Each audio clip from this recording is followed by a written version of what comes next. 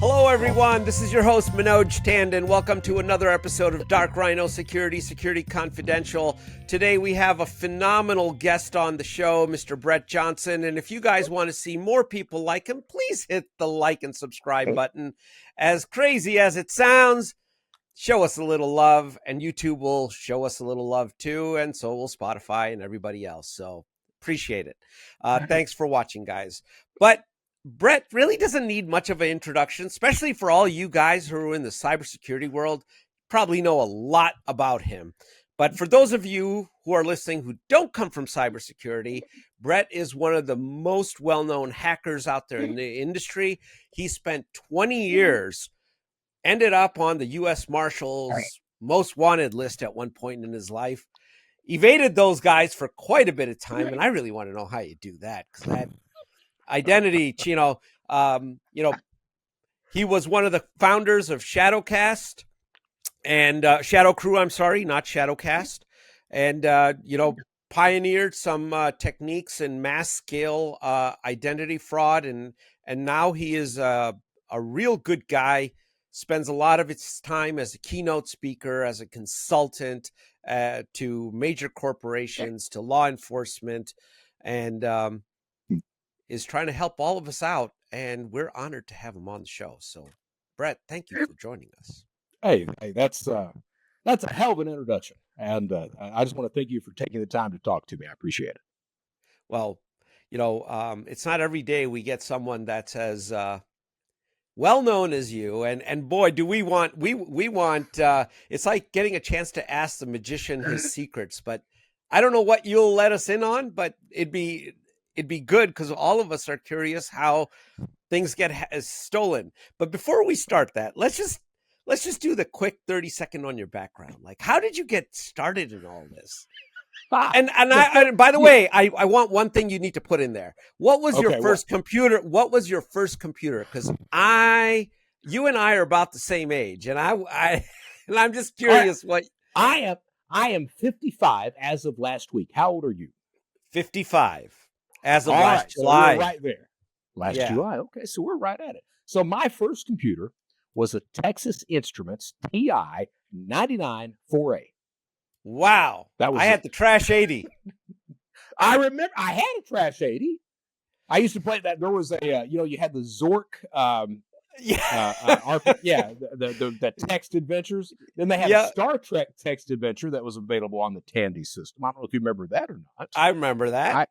I spent a lot of time doing that shit. That my mom opened up a credit card in somebody else, well, not a Sears account in someone else's name.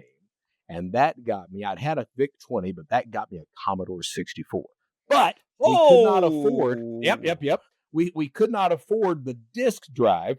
So for those who don't know, used to, if you were just absolutely dog shit poor, Commodore had a tape drive where you would put cassette tapes in, and it would record the game or what have you onto that cassette tape. And then to upload it would take, 3 hours. Yep. Yeah. If it didn't mess up, and usually it would mess up. So that's right. That was me. Yeah. So you go back to that time.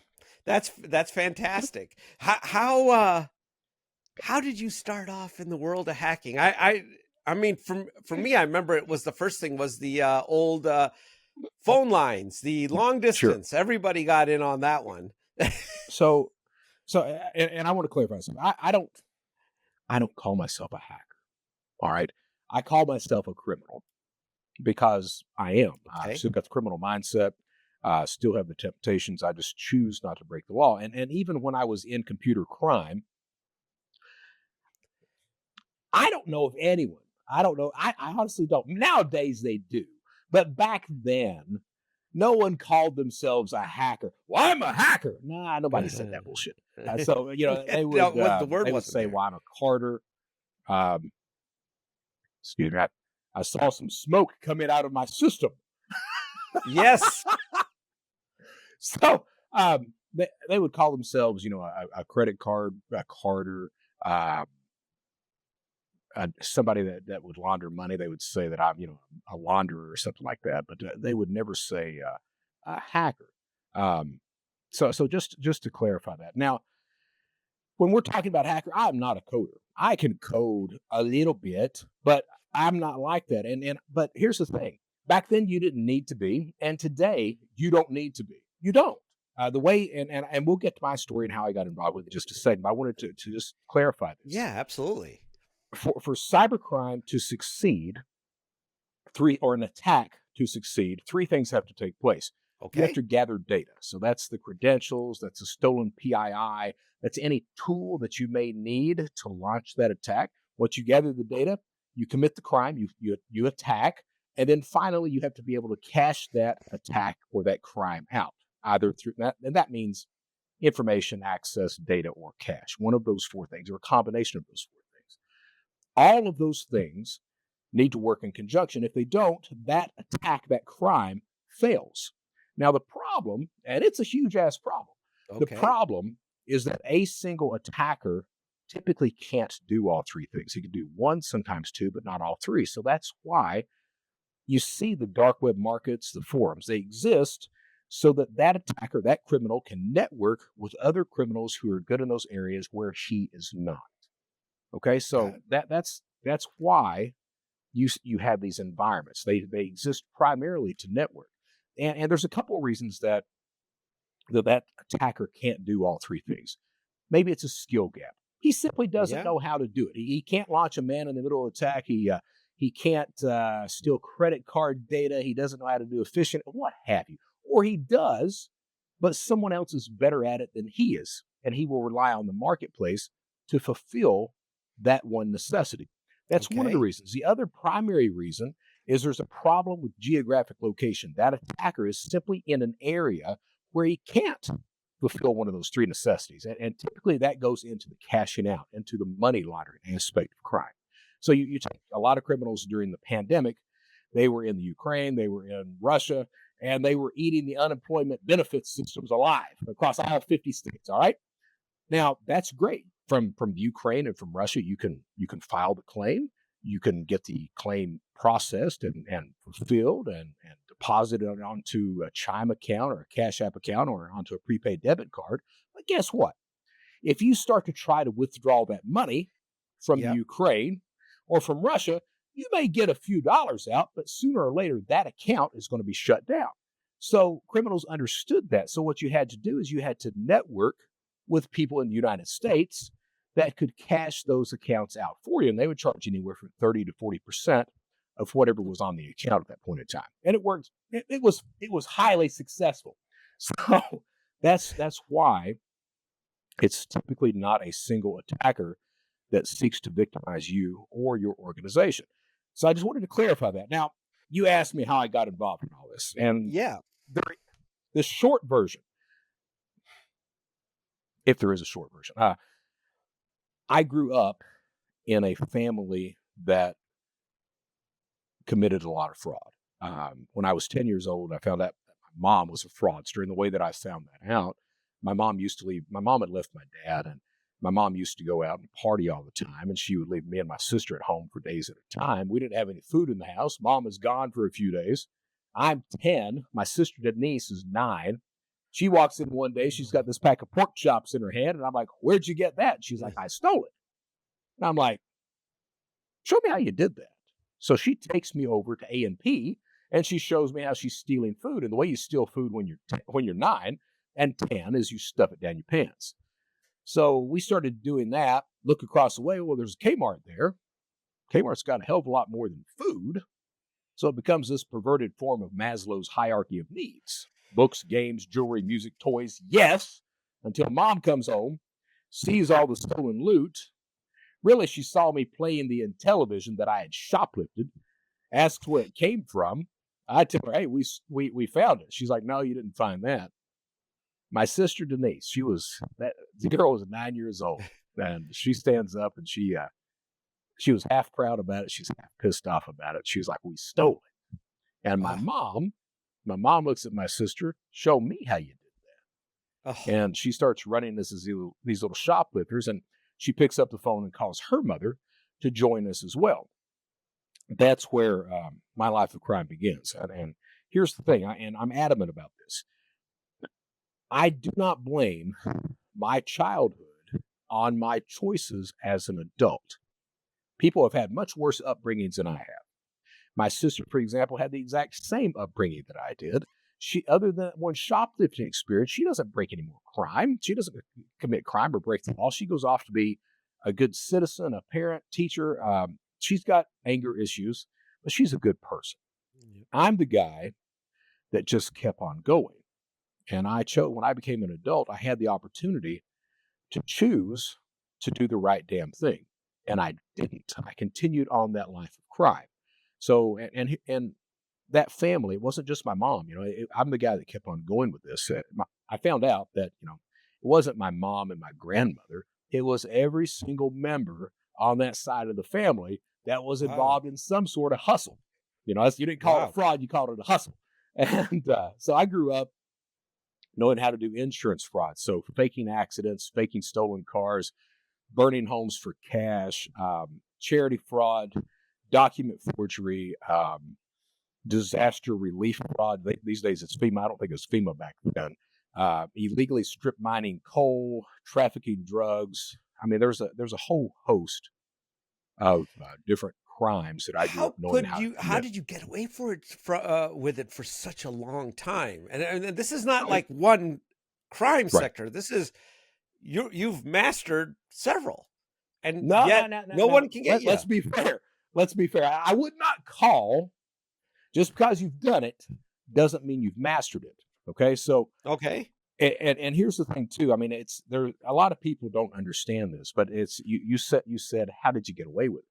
A lot of the times you don't get away with it. So a lot of the times I've over the span of my career before I got involved in cyber, I got many visits from law enforcement, but they never did anything. They would you got to pay these people back. You can't be doing this shit. They would say stuff like that and talk harshly to you. Same thing for my mom. I mean, she would get visits every now and then, but typically what you learn when you get caught from security or law enforcement or what have you is, well, how did I mess that up? How do I fix that so that doesn't happen again? You learn from it, adapt, overcome, and go on with it. And that's typically that's a lot of the problem today with the attacks. I've worked on the good guy side of things these days, and one of the things I've noticed, and I've worked with a lot of companies, and a lot of companies, they will be able to identify the attacker. Absolutely, they will. In the case of like Microsoft, for example, Microsoft has actually paid some of these guys a visit. Absolutely, they have. Oh yeah, in Ukraine, in China. Over in Europe, they had a guy. This is before. So Microsoft brought me in at one point to be a consultant. I was consulting with them for a few months. They told me a story of a guy who ripped them off of several $1 million doing advertising fraud. Microsoft back then this is 5 or 6 years ago, had a huge issue with advertising fraud. So this guy rips them off in Germany of several $1 million in advertising fraud. They go over to prosecute the guy. Okay. Talk to the judge. The judge, no shit. The judge tells them, hey, you guys are Microsoft. You can afford it. Okay. So, yeah. So Microsoft, the guys from Microsoft, they were like, well, maybe we can just go on knock on this guy's door. So they go knock on the door, tell the guy they know who he is. The guy evidently had never committed crime before and had not spent any of the money and agrees to send the money back to Microsoft. So they didn't prosecute him. Now, what a lot of these companies do is they won't be able to identify you. They will never prosecute. Now, why wouldn't they prosecute?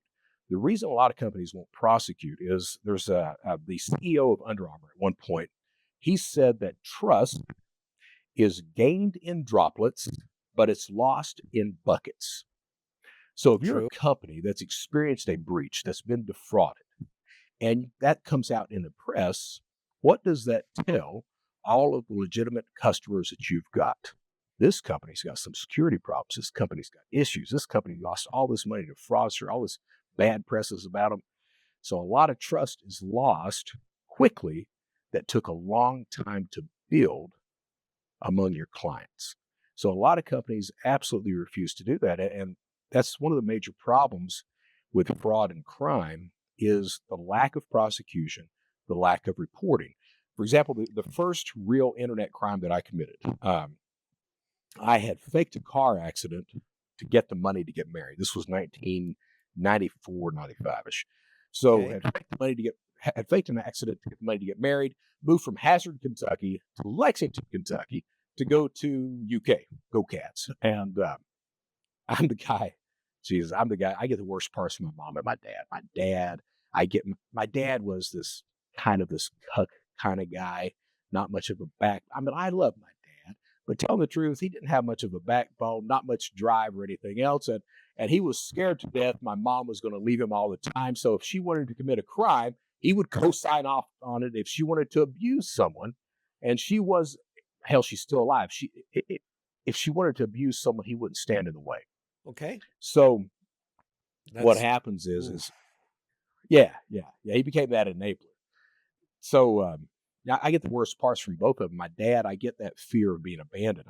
I've historically been that guy that thinks that's scared of the people that I love leaving me. And add on to that, I have never really been able to show love in a healthy way in a relationship.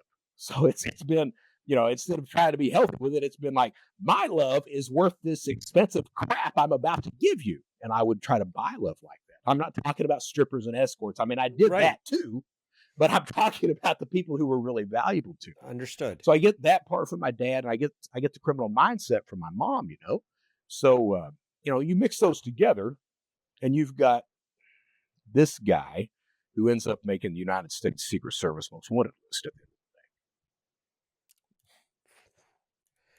the day. It took them a while to get you on that list. It didn't happen It did. overnight.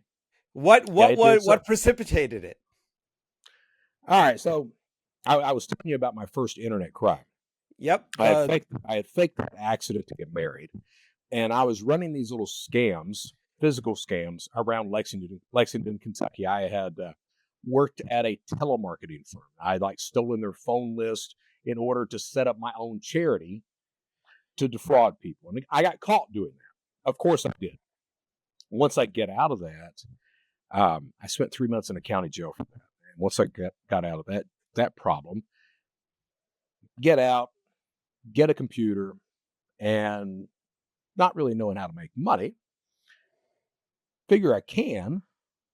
Finally, I find eBay. Okay. And I liked eBay a lot. A lot.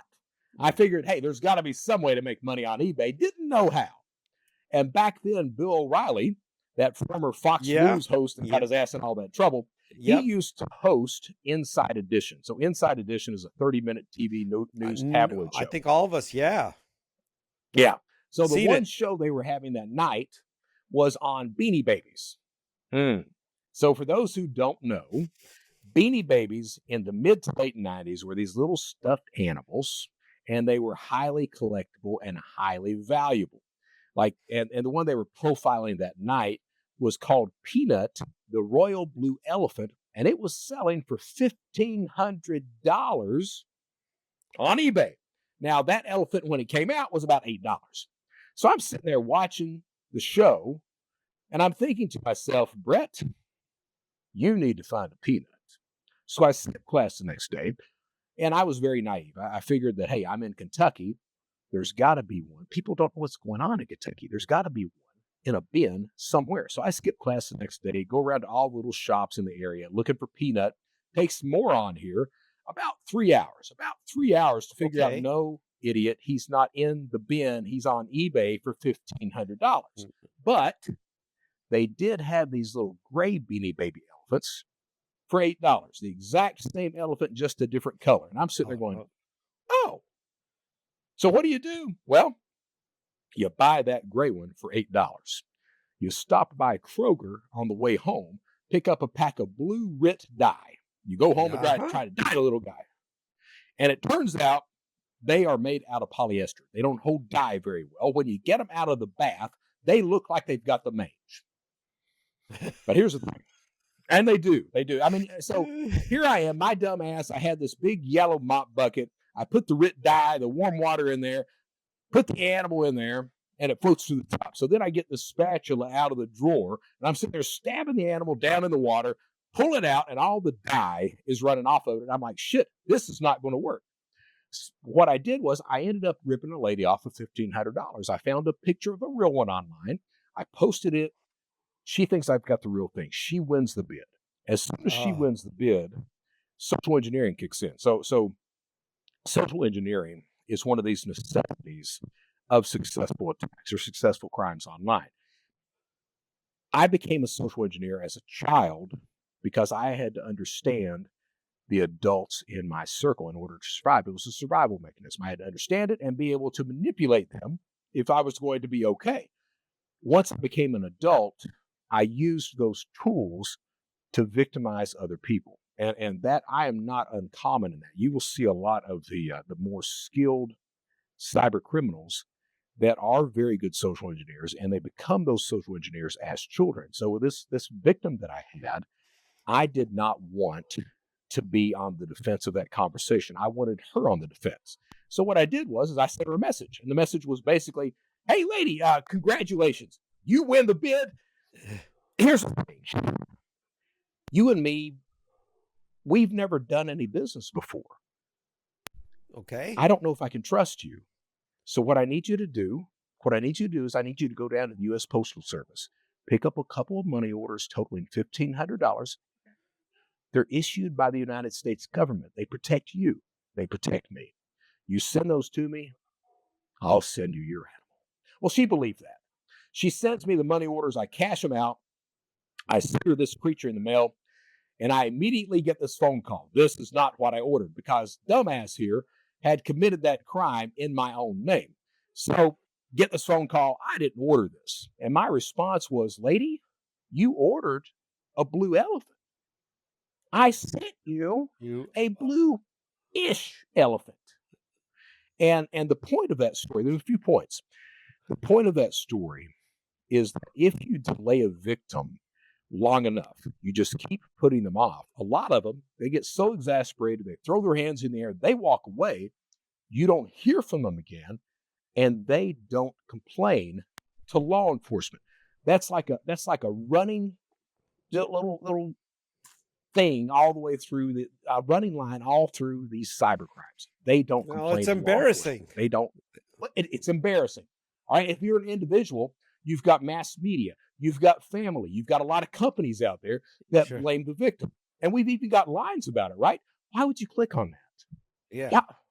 Why would you send money to someone you don't know? Who would ever think of gift cards? So there are lines where we've got them in our collective consciousness where we blame the victim. Victims, as you pointed out, they're embarrassed. They know they're going to be judged. Matter of fact, a lot of local and state, I've even seen feds do it. They will, laugh at the victim. Maybe not to their face. I've seen it happen to their face as well, but certainly behind their back. Can you believe that person was that stupid? Stupidity's got nothing to do with it. You're dealing with someone. This is their career. This is what they do. They are better at it than you, and they understand the technology and the psychology enough to manipulate you into giving up information, access, data, or cash. That's the way these crimes actually happen. So that's really the first main lesson of cybercrime. Social engineering. Absolutely. But that Beanie Baby story is also kind of a microcosm of the way most of these scams work. If you think about it, that woman wanted something. She had a desire for something. That desire, that need, allows me as an attacker to more easily get her to react emotionally instead of rationally or logically. If I can get you to react emotionally, that's your ass. Well, yeah, but that's the basis of all of retail too, Brett. I mean, most buys are impulsive buys, right? So absolutely. You got somebody that wants to believe, and then what do you do as an attacker? I have, in order for me to defraud you, either as an individual or a company, I have to establish trust with that potential victim. If I can't get you to trust me, you're not going to give me that information, access, data, or cash. You're right. But if I think I can get what I want and it satisfies an emotional need, then I'll give it away. I mean, That's it. that's kind of the foundation even of a retail economy. Like I said before, I mean, that's how you walk into Target. You went in there to buy a bar of soap, and out you come with $100 worth of stuff. That's me every trip to Sam's Club There you or go. Costco. Right. Yeah, Or Costco or whatever, right? It's the same right, thing. It's an impulse. You really right, don't need the item, but you're like, yeah, that looks cool, man. I'm going to buy it. right. And as long as you make so on the crime side, as long as you make it somewhat believable, and we see that where that's most applicable today is in the crypto vertical. All right, let's be honest, you've got a lot of fraud. I am not a crypto fan at all. You've got up to 90% of all the volume on crypto is faked through bots, through wash trading, things like that. So you've got this, but at the same time, you've got a lot of media out there, even pay-per-play media, that tells people you're going to become rich. You're going to become rich. Look how much money we're making. Look what this token did. Look what this token did. And it allows people who already want to believe, it allows those people to buy into that fantasy, even though over 99% of them are going to lose their ass. But Brett, how many times have we heard the old saying, if it's too good to be true, it probably is? And And yet that's true. everyone keeps falling for it. I mean, your It crypto is. definition falls right into that. But understand, and I'm adamant about this. It is never the victim's fault that they have been victimized. It is always the criminal's fault. It takes an active choice every step of the way on the part of the criminal to victimize that person. Now, that being said, if you are in a bad neighborhood and you leave your door open and in the foyer there where everyone can see you've got 3 Rolex Daytonas, and then you put a sign out in front yard saying, I ain't got no security, I'm going to be gone for the next week. You probably are going to lose your shit. There has to be, and I'm trying to figure out where that line is, but there has to be a line where that person is somewhat responsible for their own security. There has to be. And the reason I say that, you take these like Zelle fraud, for example. You've got a lot of payments fraud that's out there. In the UK, they've got to the point where they're saying, okay, financial institutions for victims of the Zelle type fraud. For those who don't know what Zelle fraud is, it's you'll get like an email saying you owe me money, or you'll get somebody that's selling something on Facebook Marketplace or whatever, and they'll say, hey, send me this much money through Zelle. Okay. Or they'll pretend to be your power company or the IRS or some bullshit like that. Well, that They'll one say, you send me this should much. know by now that you You don't. should. You should, Yeah. but that's not always the case. So, and especially, and so take this. You say you should know, but say I go on the dark web, I buy your complete identity profile for say $70. So I know everything about your background that I possibly need. At the same time, maybe I'm able to find some banking information about you, some of the transactions that you've done. What I'll do is I'll spoof the phone number of your bank. I'll either call you directly or I'll send you a text message saying, hey, did you approve this transaction on your card? Of course you didn't. So you'll say, no, I didn't. And immediately you get a phone call from me. Looks like it's coming from your bank. And I'll start quoting stuff back to you. Hey, the last 4 of your social is this. Hey, you live here. You've been here this many years, blah, blah, blah, blah, blah. That's enough. Remember, I said I had to build trust with that potential victim. That's enough to get you to trust me, for me to convince you that I am that financial institution. All right, so then what will I do? Well, then I'll say, well, let me check and make sure everything's okay with your account. I'll pause, act like I'm accessing your account. And I'll say, now you're logged into your account right now, right? No, I'm not. You're not. Well, someone's logged into your account right now. We need to secure your account before it's all stolen. What you do is quickly send this amount of money over to Zelle. That way we get it out of that account. We put it in a temporary account and we will protect you. Okay? So done. You're done at that point in time. That is a very common type of fraud. A lot of the victims. It's amazing that people would fall for that, though. I mean, It is. And Zelle has a limit. Like, I think it's like $2,500 a day. $2,500. Yeah. So, but a lot of people fall for that fraud. But here's the thing. If you're in the UK and you fall for a similar type of fraud, the UK has passed legislation where, hey, the financial institution is going to reimburse you for that. That's not the case in the United States. In the United States, it's the choice of the financial institution if they reimburse you or not, and most of them won't. All right, so that victim is then out of money. Now, where does that line fall as to what that victim is responsible for and what the victim, because there's two victims, there's a financial institution and then there's the person, that individual. So where is the responsibility? Where does that lie at? And it doesn't, obviously it's not completely with the financial institution, but it's not completely with that victim either, because that financial institution is much more privy to the information that the payment that's going along those rails. They are able to see when the account was set up, who it's being sent to, who's received money, blah, blah, blah, blah. Is there potential fraud on that account already? They're able to see these things that individual victim isn't. So there has to be a line of responsibility that incorporates both of those victims. And so far, we're not seeing that, but we need to figure that stuff out. We absolutely do. That is a difficult problem. It is. I think people, getting educated and not being so impulsive with this stuff. I mean, I'll tell you, Brett, I had the story you were describing with a bank calling you back and doing this. I had a very similar thing happen to me. And people try and hit me up all the time because what's better than screwing over a cybersecurity guy? Right. That's the ultimate. I got him. Yeah, they just want to do it for the shit of it, right? Right. And the guy was good enough that for a second, I absolutely was like, okay. And I said, you know what? I'm hanging up. And I hung up, and then I called my bank. And I said, connect me to the fraud department. And did you guys call me? Because he started asking, just like you were saying, this is your home address. This is your last four of your social security number, blah, blah, blah, blah, blah, blah, blah.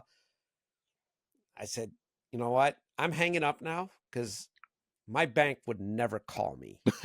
Right.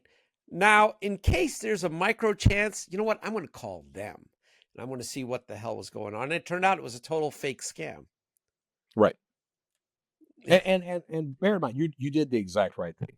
But a lot of people aren't well enough versed in understanding how that specific fraud works. And it's not just, so I'll give you another example. And this is something that happened, this is 2 or 3 years ago, because I helped, I talked to some reporters about it. We worked on that together. So there was an instance where you would have what looked like a doctor's office call you, okay? And if you've ever wondered what stolen medical records can be used for, I can think of it. Well, yeah, have you ever seen the prescription fraud thing? Is the one where there's a lot of money is at, man.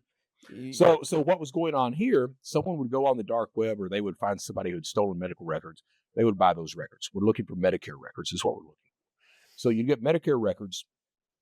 You'd then find a doctor willing to sign off on a bunch of shit, okay? And you'll find out what that shit is in just a second. And then you'd find a lab that could conduct tests for you. So what you'd do is you'd open up a call center and start calling all the people with these medical records. You'd call them up and say, hey, are you Bob Roberts? Well, look, Bob, this is George over at Dr. Petro's office, and we were just going through some of your past history, and it looks like that you may be susceptible for one specific type of cancer. What we'd like to do is we'd like you to go into the lab and just have this test done. Now, look, it doesn't cost you anything at all. The test itself is maybe 5-10 minutes. You'll be in and out. That way we can make sure that you are okay and you're not, have the potential to get this cancer in the future. How's that sound to you? And of course, because it's not going to cost you anything, it's only going to cost 5 or 10 minutes. Okay, I'll do that. Goes into the lab. And that test, Medicare pays about $22,000 for that test. Now, all of that's fraud. Every bit of that. The doctor is culpable with that. The lab knows what's going on as well. And then you've got the call center, and then you've got the stolen medical records. Extremely profitable. And the exact same thing that I'm talking about with the financial institutions. You've got that building of trust, convincing the victim that you're real, and then finally the payday at the end of it. So all this stuff is kind of interrelated as we go along. There really is, when you're thinking about all these attacks that are out there, There's very few new types of attacks. They're just innovations on existing types of attacks.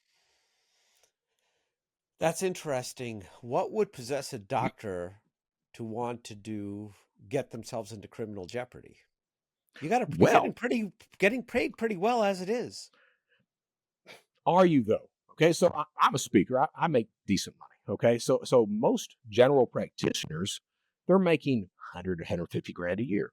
Sure. That's good Okay. money. It's good money. Okay, but if just by signing off on some orders, I can add another 2 to 300,000 on that per year, would I do it? A lot of doctors will. Absolutely, they will. Oh, of course there is. I remember back in Especially when they think, Cleveland, there who am was I a hurting? whole. Yeah, back in Cleveland, I remember there was many years ago. It was like 2 decades ago. There was a group that was passing off Percocets, and they were making cash hand over fist on Yep. that deal. Yep. My cousin, and you can look him up. His name is Butch Cheney in Hazard, Kentucky. He got indicted for OxyContin fraud. He had opened up his own pharmacy, and I don't know if you've ever seen the videos of OxyContin fraud in Eastern Kentucky, but you would literally have a line of people circled around. It's like a movie theater line. You have a line of people circled around the doctor's office, going in, getting their scripts, going across the street to the pharmacy, filling the OxyContin, and going home. So yeah, very common. Well, they needed a doctor to sign off on that. Yeah, You got one. you got one. Then he owns a pharmacy too, so hey, good to go. You're good to go. And it's better than Yeah, buying from a drug dealer because now you're getting pharmaceutical grade stuff. you are. It's And, not and cut at the with it. heyday, right, at the heyday of OxyContin, those tablets sold on the street, they sold for $1 a milligram. So an 80 milligram tablet sold for $80. That was good money in Eastern Kentucky. Hell, it's good money today. That's amazing. What are companies getting wrong, Brett? Keep talking. Like when you talk about cybercrime here, what in their cybersecurity programs should they be doing that you're not still seeing them do? So I'm a big Reddit fan. I don't know if you are or not. I'm a big Reddit fan. I And end up on today, there at least once a day because some okay, search puts me onto that thing. right. So today, there were people that were bitching about Elon Musk having access to all these systems, all these servers. All right. And evidently, one of the, I think it was you said, had denied Musk and his associates access because they did not have security clearances. All right. And of course, Musk gets his ass in there, locks them all out of the building. And someone pointed out that, hey, at the end of the day, if you don't have the executive side up for you, you don't have anything. So, and I see this is common across all verticals where you will have security or you'll have the fraud team, but the executive branch, hey, the fraud team is basically known as the no team. We don't even really want them in our meetings. And those cyber guys, man, they want this, and they want that, and they want this, and it's just going to cause too much friction for our legitimate customers. Let's set them to the side. Everything's going to be okay at the end. We'll wait until we're hit, then we'll worry about it. That I think that's a common thing of you've got security that wants to do the right thing, that continues to preach about it, but management is more worried about other things. And to be fair, you've only got so much money. You've had, for economics people, that's either guns or butter. What are you going to choose? And a lot of people, they choose not the guns. They don't go for security. They go for the butter approach. We'll worry about security when we need to worry about security. And that thought process of not putting security as a foundation of your company is a huge problem. I would agree with that. I'm smiling a little bit because I did a talk last week in San Antonio to a bunch of electrical contractors, and I paraphrased what you just said. So, All right. and I was like, if you guys are pawning cybersecurity off to the IT people, well, good luck with that. Have fun, because right. Good luck with that. That's not protecting Yeah. your brand. It's not going to protect your revenue chain because you're not fundamentally understanding how, as a bad guy, someone's going to innovate to get into your organization. And You're that not. gets back to the thing, Brett, what about why don't we see, and I've bitched about this on this show in 160 plus episodes. And it's still, I'm going to bitch about it again. Why don't we see the employees being brought in as part of as a main pillar of a cybersecurity program and educating them on all the things you're talking about, example after example? And those stories are so powerful that I think instead of being the department of no, if people understood it, they would know, no, these guys aren't saying no to me. They're telling me what behaviors can get all of us in a lot of trouble. Sure. So think about it. I've seen engineers. I've actually sat in on these conversations. Okay. So you've got engineering that they've been working their asses off on some brand new product or service, and they're proud of it. It's high tech. They've convinced, and they're right. They've convinced management, hey, we are going to make a lot of money. No one else is doing this right now. It's fantastic. So management is they're excited. Engineering is excited because they've done their job, and then all of a sudden, over in the corner, you've got some numbnuts from fraud or security that's sitting there going, you can't do this. You can't do this. Don't you know they're going to eat you alive?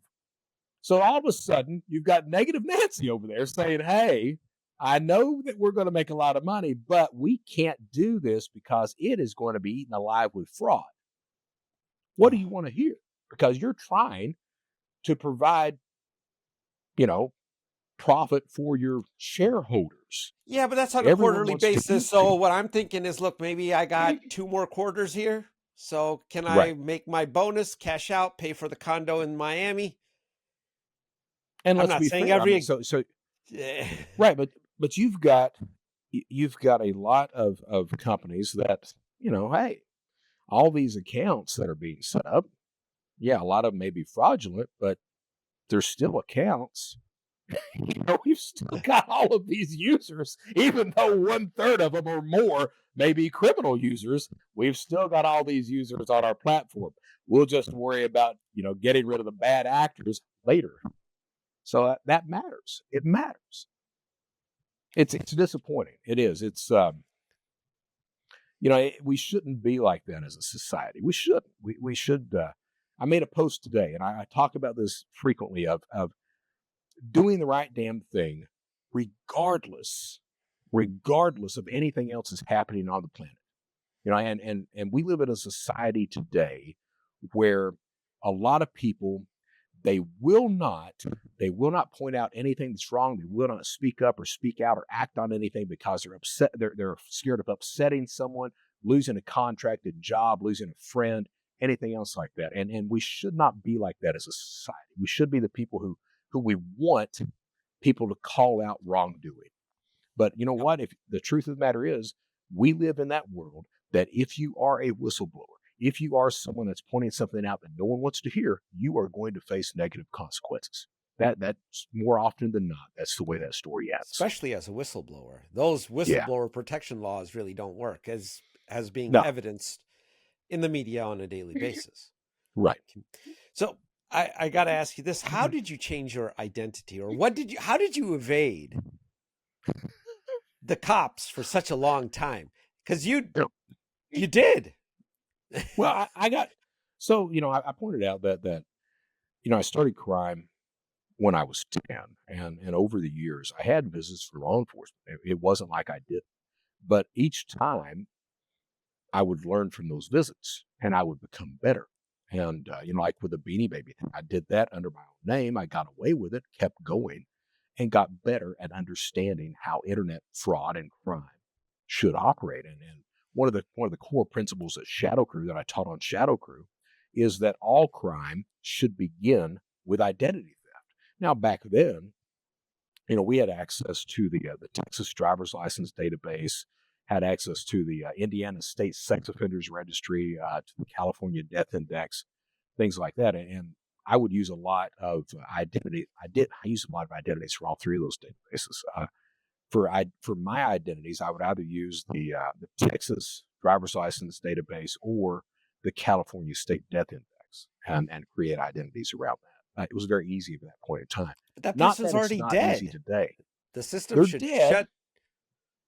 No, sir. No, sir. It didn't. I know back in the day it works, didn't. and not even today to a degree. All right. So state indexes don't reference federal indexes and vice versa. So you can be registered as dead in a state index and the federal index never know that. And there are cases, and the reason that happens, there are cases where, hey, the state doesn't know what they're talking about. This guy's alive, he's doing fine, he's healthy, everything. I'm not dead yet. He's all that. Yet the state thinks he's dead. The feds, they don't. All right. And then trying to convince the state that you're alive can be a pain in the butt all of a sudden. And you can read about this, you can Google this stuff. There's stories upon stories of that happening. So back then, the way the feds knew you were dead, prior to 1997, if you had passed away, it took the family to file for a Social Security death benefit. Only paid about $218. Once you filed for that benefit, that informed the federal government that that individual was dead. Well, it took the family, 1997 and prior, to file for that. Most families wouldn't do that. They were distraught. They were in grief. They didn't need $218. You can keep your damn money, all that, all right? Or they didn't know about it. So the federal government, their indexes, their databases, they don't know that a lot of these people are actually dead. They're just, hey, what happened to them? So those identities on a federal level, easy enough to use. Now, after 97, from 1998 prior to today, the funeral home or the hospital can file for that Social Security death benefit. So they're much more accurate these days. What I used to do, so when I found the Social Security death index, I mean, not Social Security, but the California death index, my initial idea was, I wonder if I can file for Social Security benefits on these individuals that the federal government thinks may still be alive. So I tested that, tried it out. Turns out that those numbers had been dormant for so long, they wanted you to come in for a physical interview. Well, no, I'm not going to do that. So the next idea I had was, well, I wonder if you can file tax refunds for these individuals. And it turns out you absolutely can. So I'm the guy that, and there's nothing to be proud about this at all. I'm the guy that created this thing called but tax refund identity theft. The reason your all's returns are delayed every single year is this asshole right here talking to you today. And I stole a lot of money doing that. And it's a crime that continues to be committed. There were a lot of people in prison who were doing it right from their jail cells. There were a lot of people in prison doing it right from their jail cells. Yeah, a lot. Yeah, and it's you know, and here's the thing. I mean, I was the exact same way. I didn't give a damn about my victims. I didn't care. It started with dead people, and understand that there are victims in because you've got the families, the surviving members of the families that when they find out that their loved one who passed away a few years prior is being used by some criminal, that causes an emotional response. That you have a victim there. But it wasn't just dead people with me. It got to the point that, hey, I would steal someone's, identity and file a tax return on them. And you're not just harming or stealing money from the government. You're harming that individual that needs that tax refund. A lot of people, they wait for that tax refund to buy appliances, to survive everything else. And the problem is that when you steal that money, it delays their tax returns, sometimes for months. So you're harming individuals. And when I was a criminal, when I was committing crime, you would make excuses. Well, I'm just stealing from the government. They're going to get their money. Everything's okay. That still goes on today. You go on Telegram, on the dark web, and you'll see these people that have these excuses that say stuff like that. And the truth of the matter is that it's not just the government you're harming. It's not just financial institutions you're harming. You're harming real people that need that credit, that need those refunds. And it's just a horrible life to lead. when you're victimizing someone so that you can benefit. Can't disagree with that. So was No, it it's that true. it's very true. So was it that they didn't know who was actually doing it because these were actually legitimate people, so they couldn't Right, track you down? right. That basic. And we see that today. I mean, the same thing's going on today. With when I stole identities, I had you know, you would either make your own fake driver's license or you'd buy one. I got people to send me fake driver's licenses all the time, and that idea of continually being on the move, continually switching identities, it's hard to locate someone like that. At the end of the day, they absolutely did. So and I got Yeah, what but I they needed. really. I needed to be in prison. Yeah, but they needed. They really wanted to find you. If They did. yeah, if they didn't really want to, they could have. They probably would have just given up, just like some of the victims have, right? Right. So now you mentioned some of those identities were so old that they wanted you to come in person. Right. What today prevents that happening with a Zoom call with a deep fake, Nothing. with an AI? Nothing. So Yeah. do you So see that? I see a huge problem with deep fakes, and we're getting to the point. We're not quite there yet, but we're getting to the point where a deep fake can be done in real time, audio and video. When that happens, it's not if, but when it happens, we stand a real chance of getting to the point as a society where we don't know what's real and what's not. And I don't think that people really appreciate that yet. And I can't say that we need to that we can rely on a security company to protect us from them. Because right now it's cat and mouse. I mean, it's reaction and proaction. It's the criminal coming out with a deep fake. A security company may or may not be able to recognize it as a deep fake. If they don't, they tweak their algorithm to find it. Criminal goes back, tweaks his, so it's not found anymore. Bang, bang, bang, bang, bang, across.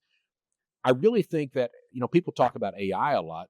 Once AI gets good, the late half of 25, once that happens, you know, I think AI is going to get to the point where it's fast enough that a security company is no longer able to realistically determine that those things are deep fakes in an amount of time that helps us.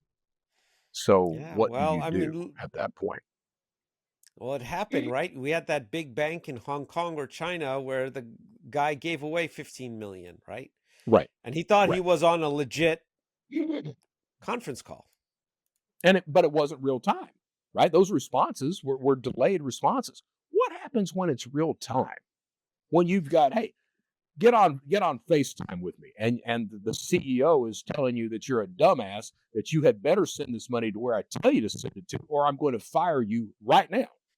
Well, yeah, you're going to send that money because that's the CEO. It's not a blurry picture. It's not a delayed response or anything else. That's the CEO in real time telling you, hey, do this now. Yeah, but that says that we need to put more military-like checks in. What would prevent someone from faking the president of a nuclear power and ordering his generals to launch something nefarious? Nothing. I mean, we had a deep fake of Zelensky when the Ukraine war started out saying that Ukraine had surrendered. Nothing's to stop that. Nothing's to stop the CEO of a company saying that, that they're not meeting profits and they lost several $billions. Nothing is to stop that at all. Well, that Nothing's to would be a stop. good one because you could profit on that, short the stock for a Right. couple hours, cash out. And if you understand why attacks happen online, is a status cash ideology. So deep fakes are ideological too. So you've got, remember during the pandemic, we had a lot of cities that were burnt down because police officers evidently love to shoot unarmed African Americans. I don't know why, but they do. So, but imagine that deep fake where a video is released of law enforcement shooting an unarmed man in the back.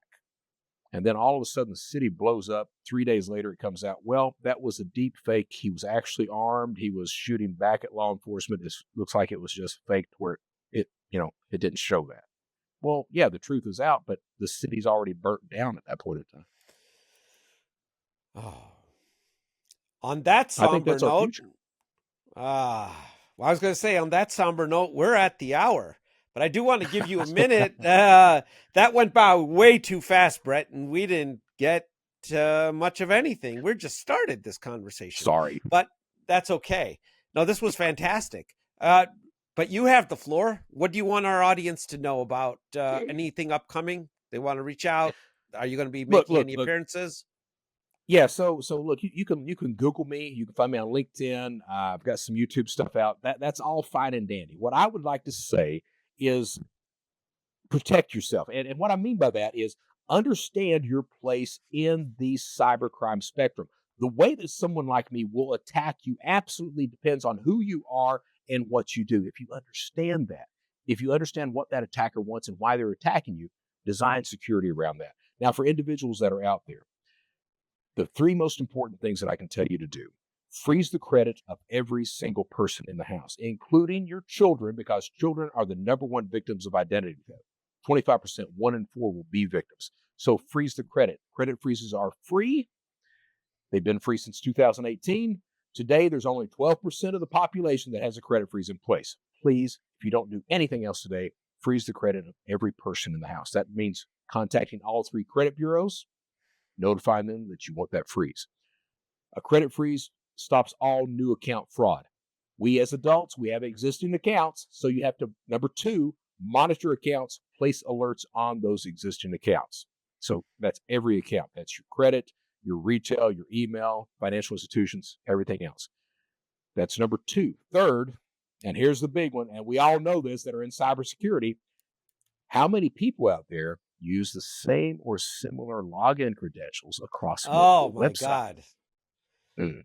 And the number is 80%. 80%. I didn't know So, that. yeah, good 80%. password security. Those 3 things. Then you can look at multi-factor. You can look at other things from that point on. But those 3 things should be the foundation of your personal security. Okay, that's what I'd like to say. Sage advice from someone who knows. Brett, it's been a pleasure having you here. Thank you for Thank you. doing what you just Thank did. you. Yes, sir. I appreciate it. Thank you for having me on.